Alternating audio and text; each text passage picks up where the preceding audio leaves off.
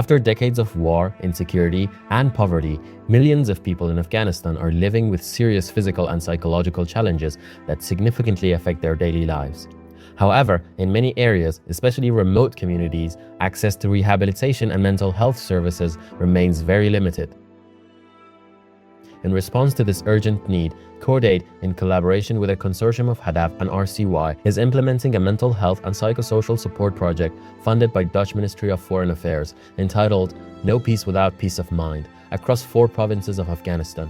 Among these areas are parts of Erode province, from the remote district of Zirko in Shindan to Adraskan and Obey, where communities long deprived of specialized services are now gaining access to support that can transform the course of their lives. The program provides essential services including counseling, physical rehabilitation, community-based support, and skills training, enabling individuals to regain independence, return to daily life, and once again play an active role within their families and communities.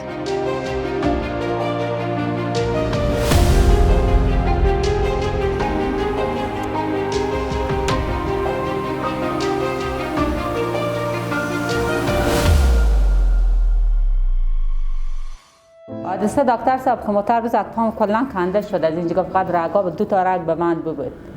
دیگه استخوان لکه معده شکن شده بود، تا خاک شده بود استخوان.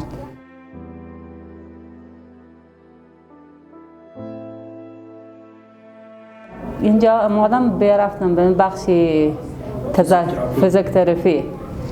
دکتر دیگه اینجا دکترها خدا را شکر کمک کردم، ماساژ دادم پامر. یک نزدیک 2 هفته 4 هفته میامدم پامر ماساژ دادم، ورزش دادم که تا به غالب آماده شه. با اینجا که به غالب آماده شد با من راجع کردم به شهر، برفتم سیلی مثال به من پای مثالی دادم. اونجا دیگه دکتر صاحب که حادثه کردم کلا حافظه خودم از دست دادی بودم، هیچی نمیفهمیدم. بازم که بیامدم بخش مشاوره اومدم، دکترها خدمتم کاری کرد.